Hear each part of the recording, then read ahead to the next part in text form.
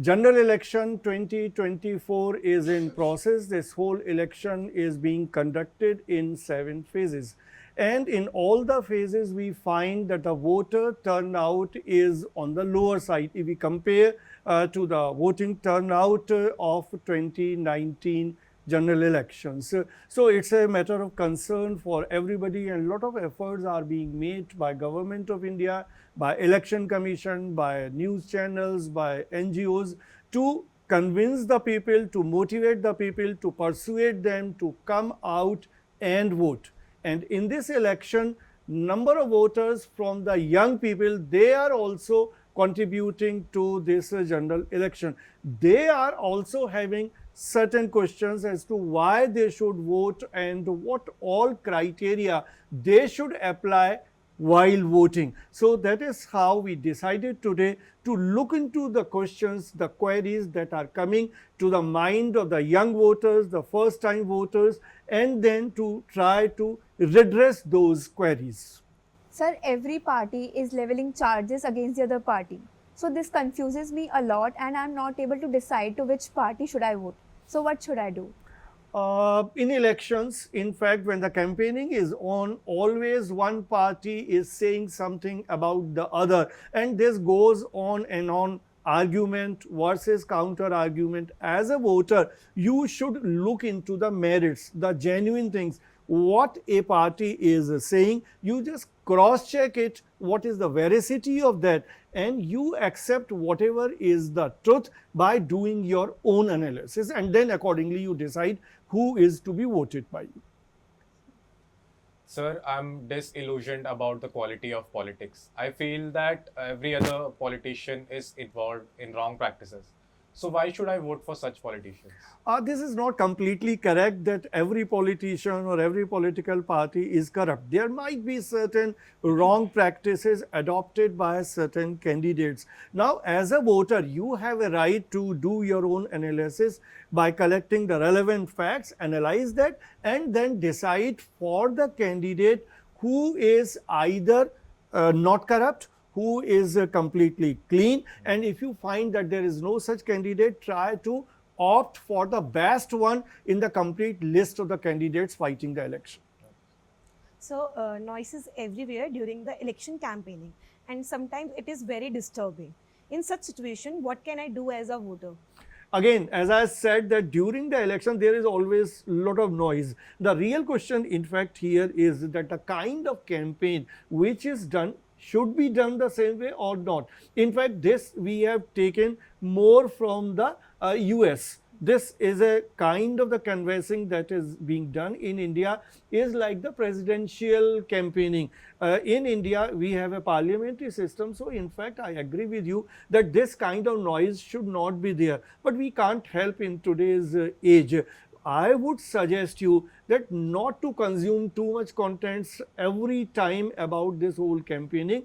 Try to collect the content on your own, making use of the digital media. Don't open the television set all the time. Use the digital content as per your preference, as per your selection. Consume that, go through that, analyze, and then take your own decision. So what difference does it make whether I vote or not? No, it makes a lot of difference, because if you are not voting, you are doing a disservice to the country, to the democracy. Any voter who is voting is strengthening democracy and is contributing towards the development of the nation. How? Because once you vote, then you are able to elect the right kind of candidate. Now, those candidates taken together, they form the government. They make the policies for the government. So, if the right kind of people are not being chosen, the quality of governance will be bad, which will be detrimental to the development of the country. So, everybody, every Indian should make it a point to vote in the election. Sir, जैसा आपने कहा कि हर भारतीय नागरिक को vote करना चाहिए, मेरे एक रिलेटिव ने मुझसे कहा था कि वो जिस भी कैंडिडेट को वोट करते हैं वो हार जाते हैं। तो सर, वोट क्यों करें? क्या पॉइंट है वोट करने? ये वोट तो वेस्ट ही हो रही है। नहीं, वोट कभी भी वेस्ट नहीं होता। उनका केस हो सकता है कि वो जिसको भी कर रहे हैं वो हार जाए, लेकिन देखो किसी भी कॉन्स्टिट्यूएंसी में 10 कैंडिडेट खड़े हैं, 20 कैंडिडेट खड़े हैं, आप किसी एक को ही वोट देंगे। अगर 20 खड़े हैं, आपने किसी एक को वोट दिया तो 19 को तो हार नहीं है। तो अगर हर वोटर यही सोच ले कि मेरे वोट देने से क्या होगा, हो सकता है जिसको मैं वोट दूं हार जाए, फिर तो कोई वोट ही नहीं देगा। तो ये तो एक फाइट है, देखिए एक कंपैरेटिव चीज़ है और सब लोग जीत नहीं सकते। 10 या 20 या 30 लोगों में से कोई एक ही जीतेगा, लेकिन आपने जो वोट दिया वो रजिस्टर हो गया। That is your expression, that is the expression of your opinion. और अगर कोई हारा भी तो जीतने वाले को अगर 50 वोट मिले और हारने वाले को 48 या 49 वोट मिले, उसमें से एक आपका भी वोट है, तो आपका जो वोट है वो रजिस्टर हो जाता है और वो बहुत ही महत्वपूर्ण होता है पूरे इलेक्टोरल प्रोसेस में। जैसे कि सर हम देख रहे हैं कि हमारे जो पार्टी में कैंडिडेट फाइल करती है उसके पास बहुत सारे क्रिमिनल रिकॉर्ड्स होते हैं, क्यों हमें क्रिमिनल को वोट करें? नहीं, बात तुम्हारी सही है। इसमें मैं 2-3 बातें बताना चाहूँगा। पहली चीज़ ये कि क्रिमिनल रिकॉर्ड की जो बात है ये कहाँ से आया, ये पहले नहीं था। अब नॉमिनेशन फाइल करते समय हर कैंडिडेट को अपना क्रिमिनल रिकॉर्ड देना। क्रिमिनल रिकॉर्ड का मतलब कि उसके खिलाफ जो भी आपराधिक मामले दर्ज हैं, जो मुकदमे चल रहे हैं जिनमें सज़ा नहीं दी हुई है, उनका भी पूरा रिकॉर्ड देना पड़ता है। ये सारा जो इलेक्टोरल रिफॉर्म्स का हिस्सा है, ये इनिशिएट किया ADR ने, एसोसिएशन फॉर डेमोक्रेटिक रिफॉर्म्स ने।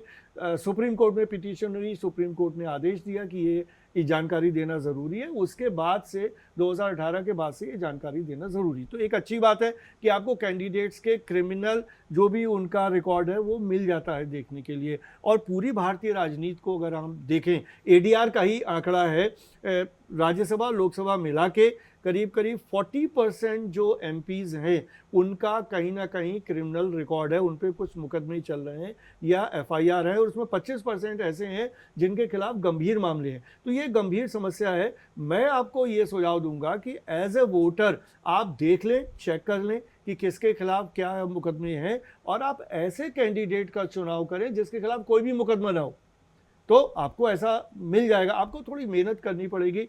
हर एक कैंडिडेट, अगर 20 कैंडिडेट खड़े हैं, हर एक का रिकॉर्ड छानिए, पता करिए, जिसके खिलाफ कोई रिकॉर्ड नहीं है उसको वोट दीजिए। Sir, I have noticed that the financial worth of candidates increases manifold within the 5 years. So why should I vote for the filthy rich people? This is again another problem area in our politics and in our election. So firstly, there is nothing wrong if somebody is rich, if that person has earned all that money through legal means, right? Problem is wherein somebody is using illegal means to make money. Secondly, again, as I was already responding to the earlier question, all this is again part of the electoral reforms. Earlier, this was not required to be submitted while nomination papers were being filed, but now it is also mandatory. Everybody has to give the record of the money which is there. In this case, again, I will say, if you find a rich candidate but with a clean background, go for it. But if you find that there is somebody who is rich and who is suspicious of being indulged into wrong practices, avoid that person. Do not vote for that person. And as a voter, you have to do all that exercise. In fact, democracy is about vigilance. So you, as a voter, you have to be vigilant and you have to go for a candidate which is clean. Sir, if I do not find a suitable candidate according to my needs, so why should I vote? It's very difficult that you are not getting a suitable candidate. Suitability depends on what? That you have to define yourself. कि तुम्हारे हिसाब से suitability का क्या मतलब है, वो अपने पैरामीटर ले डाउन कर लो। फिर जितने कैंडिडेट्स खड़े हुए हैं उनको देखो। और इसके लिए मैं यहाँ पर बताऊँ कि एक बहुत अच्छा तरीका इस बार चुनाव आयोग ने निकाला है। They have introduced an app which is again KYC, जैसे बैंक में KYC होता है, यहाँ पे है नो योर कैंडिडेट। ये चुनाव आयोग ने अभी मार्च में इस ऐप को लॉन्च किया है। तो तुम्हें जिस भी कॉन्स्टिट्यूंसी में तुम्हारा वोट है, इस ऐप पे जाओ, देखो कि तुम्हारी कॉन्स्टिट्यूंसी में कौन कौन लोग खड़े हैं। सारे कैंडिडेट्स का क्रिमिनल रिकॉर्ड भी वहाँ पे होगा, उनका फाइनेंशियल रिकॉर्ड भी होगा, और उसके आधार पे ये देखो कि उसमें कौन सा सूटेबल है तुम्हारे हिसाब से, और फिर अपना तय करो कि किसको वोट देना है। सर जैसा आपने कहा कि ऐप है उस पे कैंडिडेट्स के सारे रिकॉर्ड हैं और हमें ये भी देखना है कि किसके खिलाफ क्या है और किसके खिलाफ नहीं है, लेकिन सर फिर भी अगर कोई सूटेबल नहीं लग रहा है कि हमें नहीं समझ आ रहा कि हम किसको चुने, तो इस सिचुएशन में हम क्या करें? वहाँ पर भी आपके पास विकल्प हैं, विकल्प काफ़ी हैं। ये भी अगेन इलेक्टोरल रिफॉर्म्स का हिस्सा है कि जितने कैंडिडेट्स किसी भी कॉन्स्टिट्यूंसी में खड़े होते हैं उनके नाम और सिंबल होते हैं। इसके अलावा एक ऑप्शन होता है नोटा का। नोटा मतलब नन ऑफ द एबव, ठीक है। तो अगर आपको लगता है कि कोई भी ऐसा कैंडिडेट नहीं है जो आपके वोट के लायक है, तो आप नोटा का ऑप्शन दबा सकते हैं। So, what is the purpose of nota, or we can say none of the above, in EVM machine? इसका भी बड़ा पर्पज़ है, इस पर काफ़ी डिबेट हो चुकी है, सुप्रीम कोर्ट से फाइनली इस बारे में फैसला हुआ। जब हमें वही समस्या है कि जब जैसे तुम लोग पूछ रहे हो कि कोई भी सूटेबल नहीं है तो क्या करें, लेकिन वोट देना है। क्योंकि एक तो ये हुआ कि कोई सूटेबल नहीं लगा, आप घर बैठ गए। घर बैठना जो है एक पैसिव रेस्पॉन्स है पूरे इलेक्टोरल प्रोसेस का। इलेक्टोरल प्रोसेस में पॉजिटिव इंटरवेंशन ज़रूरी है। वो तभी होगा जब आप घर से बाहर निकलेंगे, बूथ तक जाएंगे और वोट देंगे। अब आपने अगर नोटा दबाया, वो अगेन जो मैंने पहले भी कहा, वो आपका एक्सप्रेशन है आपकी ओपिनियन का, आपके एस्पिरेशंस का, आपकी इच्छाओं का, और आपको ये लगता है कि कोई उसके लिए उपयोगी नहीं है आपके वोट के लिए, ये रिकॉर्ड में आ गया। तो इसके पीछे एक ऑब्जेक्टिव बहुत थ्योरेटिकल चीज़ है, हालांकि वो ये है कि अगर ऐसा बार बार हो, ज़्यादातर कॉन्स्टिट्यूंसी में हो, एक बड़ा नंबर नोटा वाला हो, तो इससे फाइनली एक पब्लिक ओपिनियन माउंट करने में मदद मिलेगी कि there is something wrong in our electoral process and certain reforms are required. तो NOTA in a way will lead to certain electoral reforms in the system. So जैसे कि अब हमने कोई कैंडिडेट को चूज़ कर लिया, उसके बाद जब वो चूज़ हो गया, जब वो इलेक्ट हो गया, उसके बाद उसने वो पार्टी चेंज कर दी, तो उसमें मेरा क्या अधिकार है? एज ए वोटर तो तुम्हारा कोई अधिकार नहीं है यहाँ पे, और ये थोड़ा सा ग्रे एरिया है। क्योंकि अगर तुमने किसी को चुना और 6 महीने, साल भर, 2 साल, जब भी उसने कुछ किया और उसने अपना फैसला किया पार्टी बदलने का, तो पहला खमियाजा तो वो खुद ही भुगतेगा कि उसकी मेंबरशिप चली जाएगी। यहाँ पर एंटी डिफेक्शन लॉ के प्रोविज़न लागू होते हैं। मतलब अगर 1/3 किसी पार्टी के मेंबर, उससे कम कोई छोड़ता है पार्टी, तो उसकी मेंबरशिप चली जाती है। तो वो छोड़ेगा तो उसकी मेंबरशिप चली जाएगी। उसको अगर दोबारा आना है लोकसभा में, तो फिर से जब बाय इलेक्शन होगा, उपचुनाव होगा, उसको उसमें पार्टिसिपेट करना पड़ेगा। तो एक ये समस्या है। दूसरी, अगर एन मास मतलब 1/3 या उससे ज़्यादा छोड़ते हैं, तो निश्चित रूप से कोई एक सरकार गिरेगी, कोई नई सरकार आएगी, उसमें भी तुम्हारा कोई नियंत्रण नहीं है। एज ए वोटर हो भी नहीं सकता, क्योंकि हमारी एक इनडायरेक्ट डेमोक्रेसी है, ये डायरेक्ट डेमोक्रेसी का सिस्टम नहीं है। मतलब हमारी एक रिप्रेजेंटेटिव डेमोक्रेसी है। रिप्रेजेंटेटिव डेमोक्रेसी का मतलब हुआ कि हमने एक अपना प्रतिनिधि चुना, वो हमारे बिहाफ पे लोकसभा में बैठ के हमारे लिए काम कर रहा है। तो हम डे टू डे हमारा उसके ऊपर नियंत्रण नहीं है। हम यही कर सकते हैं कि अगर वो इस तरह की हरकतें कर रहा है, अगर अगले चुनाव में फिर खड़ा होता है, तो हम ये एक तय कर लें पहले से कि हमें इसको वोट नहीं देना। Sir, if I vote for a candidate who is involved in corruption and illegal activities after becoming an MP or MLA, then as a voter, what are my rights? Again, if you have elected a candidate, he has become the MP, MLA, whatever, and then he is indulged into some wrong practices, you do not have a direct control on that. There's no possibility of having control on that. His conduct will be decided by the law of the land. अगर वो corrupt चीज़ों में शामिल है, कोई criminal activities में शामिल है, तो जो भी इस देश का कानून है वो उसके ऊपर लागू होगा। As a voter, what you can do, you can keep that in mind that my representative did all these wrong things. So next time, suppose if he is again contesting the election, you should make it a point that this is a person who is not to be voted by you. Sir जैसे MP MLA जिनको भी हम vote देते हैं और जो जीत जाते हैं, सर उनके परफॉर्मेंसेस कैसे चेक करें कि उन्होंने आने के बाद क्या काम किया है, तो वो कैसे चेक करेंगे आप? उसका कोई अभी तक तो कोई ऐप आया नहीं है, जैसे KYC का मैंने बताया ऐप, लेकिन उसका तरीका है कि जो वोटर की भूमिका है, ये समझना बहुत ज़रूरी है सबको। वोटर की जो भूमिका है वो सिर्फ वोट देने तक ही सीमित नहीं होनी चाहिए। आपने वोट दे दिया आज, लेकिन जिसको वोट दिया आपको ये देखना पड़ेगा कि वो क्या कर रहा है, और आपको लगेगा कि अगर वो ठीक से काम नहीं कर रहा है तो आप उसके बारे में लिख सकते हैं। सोशल मीडिया हमारे पास है, उसके कार्यों के बारे में अगर आपका असंतोष है सोशल मीडिया पे लिख सकते हैं। इससे क्या होगा, इससे एक पब्लिक ओपिनियन बनेगी उन इश्यूज़ के ऊपर, और उससे आपके जो रिप्रेजेंटेटिव है उसके ऊपर एक प्रेशर बनेगा कि भाई लोगों में असंतोष है और मुझे ठीक से काम करना चाहिए। तो एज ए वोटर ये भी आपका काम है कि अपने रिप्रेजेंटेटिव जिसको आपने चुना है उसके ऊपर निगाह रखें, थोड़ा विजिलेंट रहें, और उसके ऊपर सोशल मीडिया के माध्यम से कंट्रोल रखें। ये सारे काम आप कर सकते हैं। इसके अलावा आप कुछ नहीं कर सकते। इसके अलावा नेक्स्ट चुनाव में ही फिर आप ये कर सकते हैं कि आप उसको वोट न दें। सर, अगर मैं किसी MP को इलेक्ट करता हूँ अपनी कॉन्स्टिट्यूंसी से, और उसको फंड्स मिलते हैं अंडर दी MP लेड, और वो उन फंड्स को मेरी कॉन्स्टिट्यूंसी में नहीं लगाता, उसमें वो काम नहीं करवाता, तो सर मेरे पास क्या ऑप्शंस हैं? इसका ऑप्शन अगेन वही है कि अगर वो काम नहीं कर रहा है तो उसकी सज़ा उसको अगले चुनाव में दो। हाँ, लेकिन तुम्हें पता भी तो होना चाहिए कि वो कर रहा है नहीं कर रहा है काम। इसके लिए तुम्हें निगाह रखनी पड़ेगी। ये सारा डेटा अवेलेबल रहता है, सारी अलग अलग साइट्स पे रहता है। और यहाँ पे मैं ये भी क्लियर कर दूँ, जो बहुत सारे लोगों को भ्रांति होती है कि एक MP का काम क्या है, लोकसभा के मेंबर का काम क्या है। उनका काम एक्चुअली डायरेक्टली डेवलपमेंट को करना या सुपरवाइज करना नहीं है। उनका काम देश के कानूनों को बनाने में योगदान देना है as a member of parliament.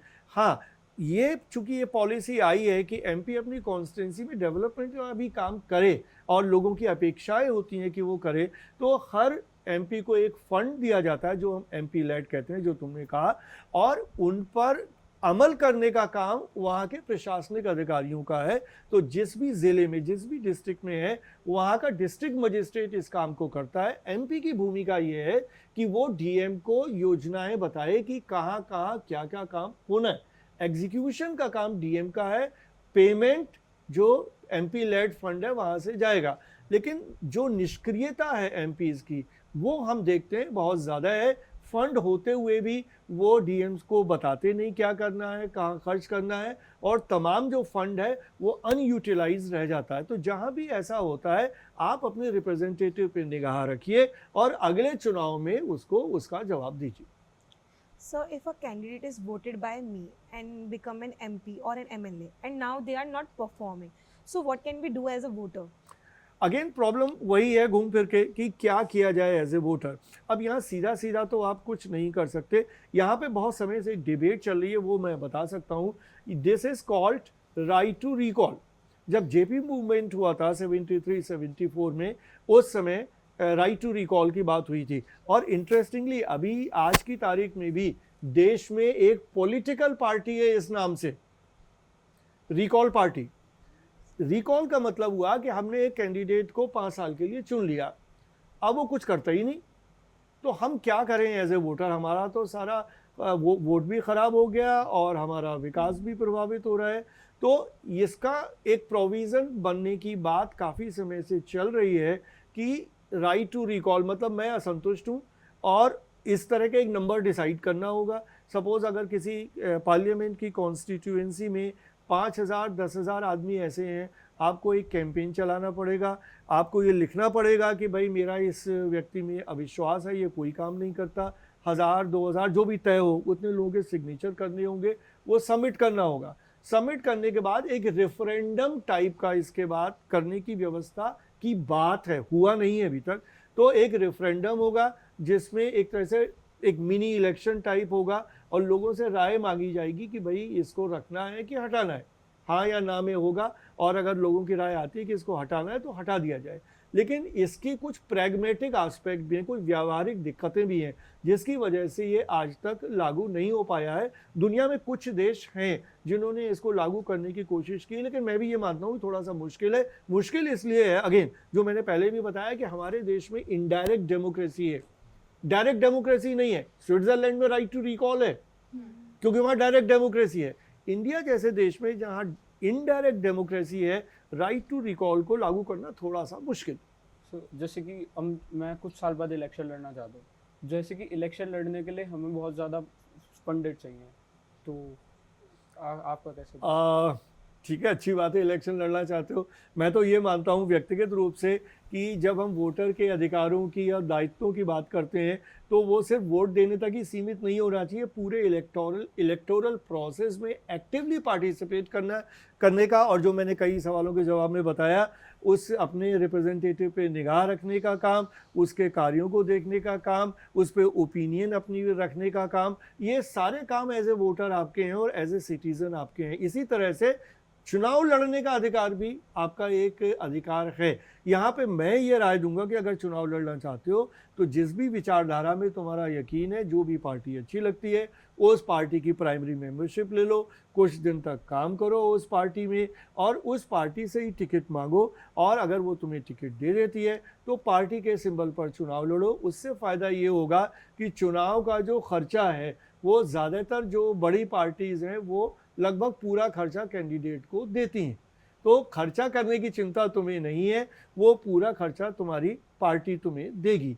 लेकिन हाँ, अगर तुम एज एन इंडिपेंडेंट कैंडिडेट खड़े हो रहे हो तब मुश्किल है, क्योंकि सारा खर्चा तुम्हें करना पड़ेगा। पार्लियामेंट की कॉन्स्टिट्यूंसी बहुत बड़ी होती है और उसमें आपको चुनाव लड़ना काफ़ी मुश्किल साबित होगा। Sir, as you know, political parties collect huge funds with the help of electoral bonds and other means. But sir, this political system of collecting huge funds belittles a voter. So, what are your opinions on this? That's true, because democracy, I mean, these are some of the demerits of democracy, but then in any case, that till date, that's considered the best type of governance, governing system. यहाँ problem क्या है कि पैसा चाहिए हर एक political party को, for the simple reason that the day to day functioning of the party is to be taken care of, and during elections, as I was already telling this, the candidates have to be given the funds to contest the election. So every party has to have funds. Now, the common people in a country like India do not have that kind of money in their pockets wherein they donate to the political parties. So political party depends on the corporate houses.